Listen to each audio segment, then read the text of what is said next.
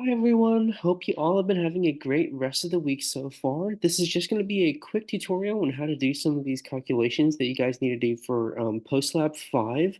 So we did cover all of this stuff in class, but I thought it would be good to have this tutorial available for you guys to reference in case you need any help while you're doing your homework and stuff.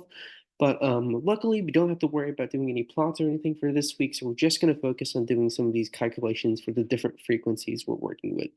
So to start with, this is the layout of the spreadsheet that you guys are gonna be working with, right? So there's going to be 3 sheets here. So our S0 sheet is where we have our class data for our source population. Remember, there were 6 groups, 5 to 6 groups that we're sampling from this population, and we're going to pool across all of these groups to calculate our frequencies. Then very similarly for our source 1 population, our source population at time point 1, again, 5 to 6 groups sampling here. And then we're going to sum across all of these different groups to get our overall frequencies for the population.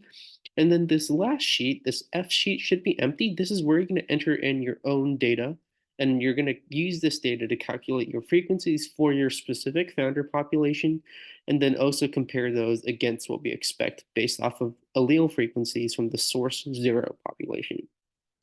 So let's start by going over to our source 0 population. And the first thing we're going to do here is we're going to get the sum of all of the total number of each phenotype that we observe, right?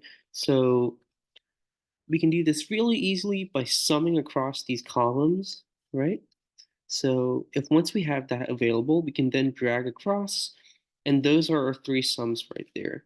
And very similarly, we want to sum across these sums basically to get the total number of uh, female flies that we sampled for this. And so that number would be 74 right now, right? To get our frequency values, these would be our observed genotypic frequencies for each of these genotypes or phenotypes, right? In this case, they're the same thing because each genotype is associated with a unique phenotype, right? If you guys remember correctly, our red phenotype is associated with our C1 genotype, our pink phenotype is associated with our C1 genotype, and then our white phenotype is associated with our C2 genotype. So again, in this case, we can kind of use the terms genotypic and phenotypic frequency interchangeably. So this would be both of those. This row right here, row 9, would be both the phenotypic frequency and also the genotypic frequency for each of these genotypes slash phenotypes. So to calculate this, we're basically going to go and select our total count for that column. And then we're going to manually enter in the total sample size, right? So that's 74 in this case. We do that there, and then we drag across to summarize, and those are our 3 genotypic frequencies for the 3 possible genotypes that we have in this population, right? Again, if we want to do a quick check of this to make sure that we did our calculation correctly, we can sum across these 3 columns, and this should equal to 1, right? And of course it does.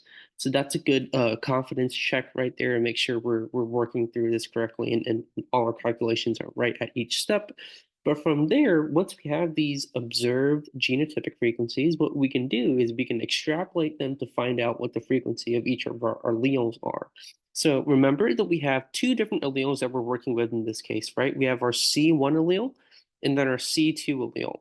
Our homozygous C1 genotype is this red phenotype, right, is associated with this red phenotype, and our homozygous C2 genotype, so the C2 genotype, that would be the homozygous C2, right, is associated with our white phenotype.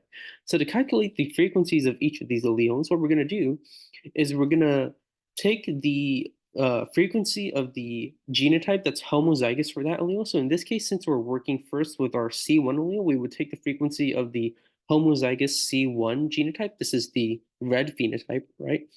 So we take that frequency and then we add half of the frequency of the heterozygous genotype. So this is that center column. This is the pink phenotype. And once we do that, that is our frequency of the C1 allele, right?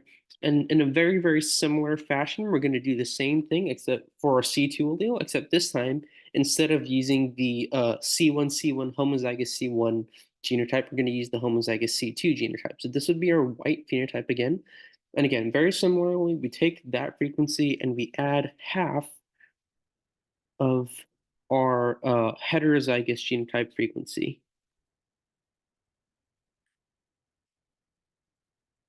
right?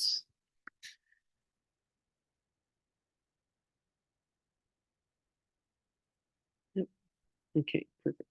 So those are our two observed allelic frequencies, right? So again, remember, since this is our source population, this is what we consider to be our equilibrium. We assume that this is under the conditions of Hardy-Weinberg equilibrium.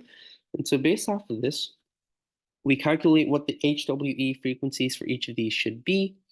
Remember, again, for our red genotype, or red phenotype, sorry, this is our homozygous C1C1 genotype. And so the frequency, the expected frequency of this red phenotype or the homozygous C1 genotype is just going to be the frequency of the C1 allele squared. And the frequency of our pink phenotype or heterozygous genotype is going to be 2 times the allele frequency of our C1 allele and then the frequency of our C2 allele. So we're multiplying both of those values by 2. And finally, our frequency of our expected frequency of our white phenotype or our homozygous C2 genotype is going to be the frequency of the C2 allele squared. And safety check again, we're going to make sure that all of these values sum to 1 just to make sure that we haven't made any mistakes in our calculations. And you can see that that plays out nicely. And so this is our observed genotypic frequency, our observed allelic frequencies, and then our expected genotypic frequencies for this S0 population. So this S0 population is the only population in which we're going to be calculating these Hardy-Weinberg expected frequencies for each of these genotypes. Based off of this, we're going to copy and paste into each of these other columns where we have each of these other sheets where we have this expected column, right? So we're going to paste only the values and it's going to go straight into this expected column. We're going to do the same thing for our F population as well. And now, just to work through what the process is like for doing the comparison between the observed and the expected genotypic frequencies, let's go ahead and calculate our observed genotypic frequencies for our S1 population. So again, very similarly to how we did this for the S0 population, we're going to first start by summing across all of these rows, right? And then extrapolating that across the columns and then summing across this row right here to get total number of individuals we sampled for this, right, for this population. So that's 90 right there. And then we do this, our totals for each genotype divided by the total sample size or the total number of individuals we sampled. So we drag across. Okay, perfect. And so these would be our observed genotypic frequencies for our S1 population in this case, right? Again, we're using our class data here, and we're going to transpose and place that into our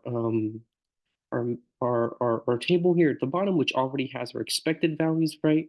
And then to calculate this difference, all we're going to do is the observed subtracting the expected from the observed. And so once we do that, we can drag down, and these are our differences for the 3 different genotypes we have available.